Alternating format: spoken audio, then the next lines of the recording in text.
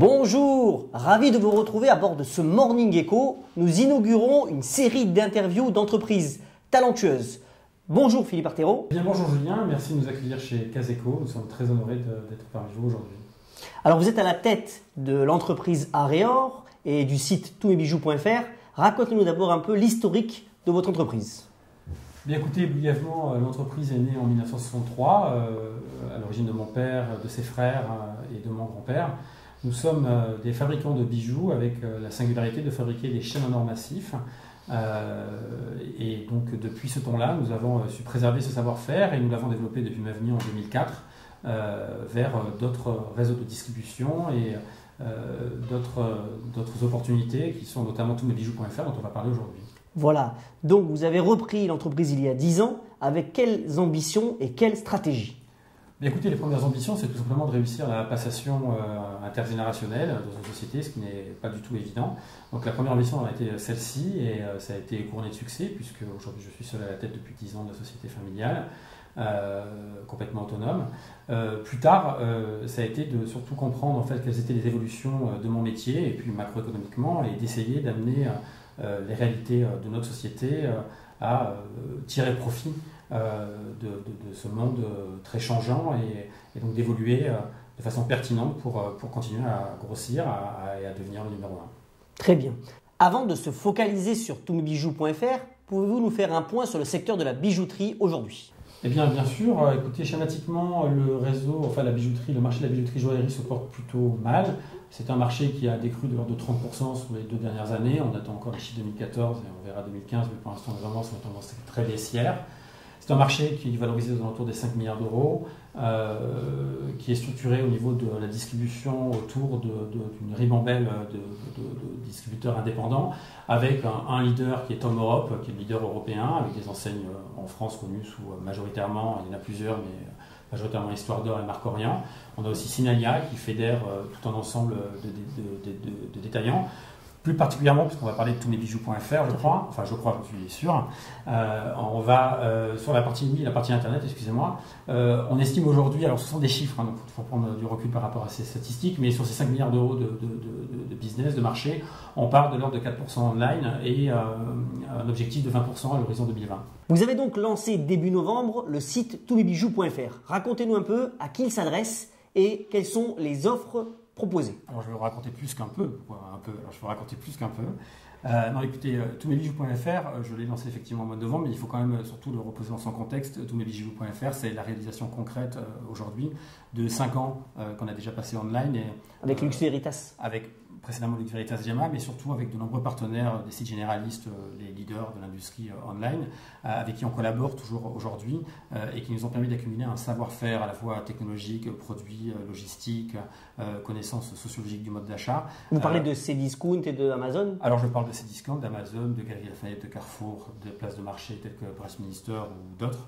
Donc ce sont des gens avec qui nous on a commencé à collaborer il y a 5 ans en arrière, même avec des acteurs du couponing, dont le moins important est Groupon, comme on le sait. On a été à l'origine des plus gros, vraiment des coups, comme ça s'appelle un coup à ce niveau-là, on a fait des coups assez dithyrambiques sur le diamant avec Groupon. Et fort de ces expériences, en fait, notre choix a été, tout en préservant notre métier cœur, toujours de fabricant de bijoux pour le compte de l'industrie de détail traditionnelle, de dire on va online apprendre avec des gens qui sont des vrais acteurs du online. On a une bonne idée de la technologie, on avait développé des sites internet à accès privé pour le compte des professionnels. On a dit on va au consommateur, mais on ne va pas le faire from scratch comme ça en frontline, on va le faire en collaboration avec des gens dont c'est le métier, on va beaucoup apprendre de ces gens-là. Donc on a réussi à convaincre Cdiscount, qui est le plus gros acteur du web français, pour qui on a structuré une bonne partie de l'offre bijoux, dont le rayon bijoux, et puis sur un mode un peu spécifique, un modèle économique un peu spécifique, c'était vraiment on va dire un accord ad hoc. Et puis sur cette base-là, on a construit pendant 5 années des catalogues produits profonds, larges, adéquats, qu'on a surtout... le propre de l'Internet, c'est le test and learn. C'est toujours comme ça. C'est-à-dire le test and learn, on teste, on apprend, on reteste, on apprend, on s'améliore par itération et on devient meilleur tous les jours.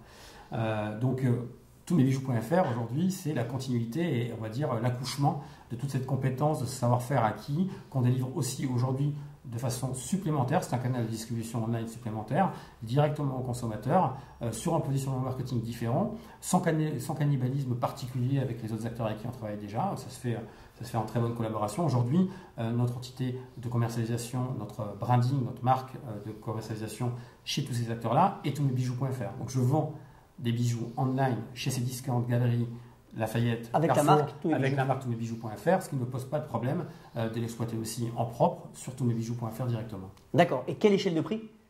Alors globalement, en fait, toutmesbijoux.fr, c'était l'enjeu de toutmesbijoux.fr et qui est vraiment, en fait, encore une fois, l'accouchement de ce qu'on a appris. C'était pas une volonté, mais sinon, en fait, la volonté de vraiment mettre à exécution ce qu'on avait appris. C'est-à-dire, nous voulons être un site mainstream, le site généraliste du bijou online.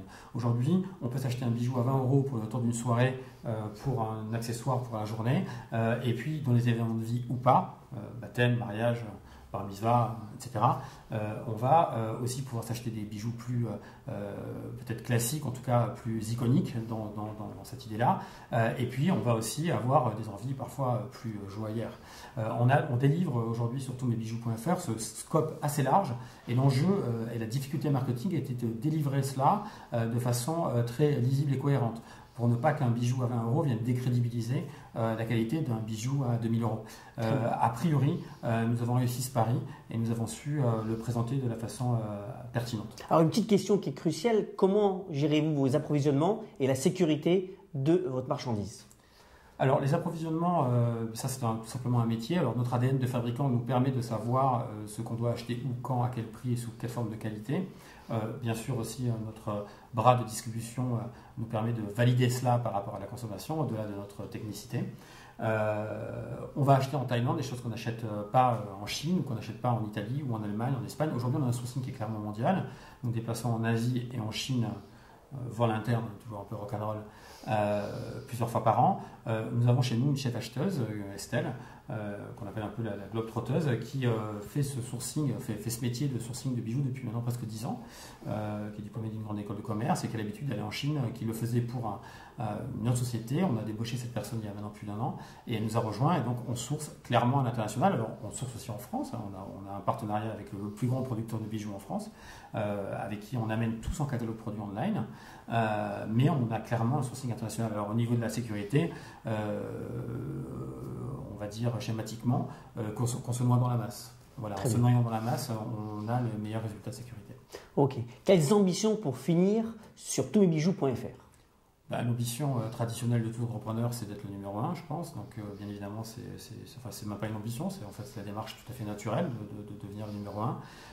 Aujourd'hui, le schéma, ce qu'on constate au niveau des acteurs online, c'est assez lisible. On comprend assez bien qui fait quoi, quand, comment, avec quels moyens. Donc on a une bonne vision de ce qui se passe. On a pour les années qui viennent déjà des relais de croissance pour notre part qui sont vraiment dûment établis. Aussi bien sur la partie B2B, donc au-delà des Carrefour, et Discount, Amazon, on a 2 nouveaux acteurs qui arrivent, qui sont aussi des généralistes avec des forces de push énormes et qui sont en relation puisqu'en relation, qui sont en fait en discussion avec nous pour rejoindre, on va dire un peu cette plateforme de compétences dans le secteur. Et puis sur la partie B2C, en fait, on va entériner B2C, c'est sur la partie toutmesbijoux.fr, donc vraiment en direct, on va vraiment entériner notre push web marketing cette année avec aussi l'embauche qui est prévue sur le T1 2015, trimestre numéro 1 2015, d'une responsable de la relation client au sens large.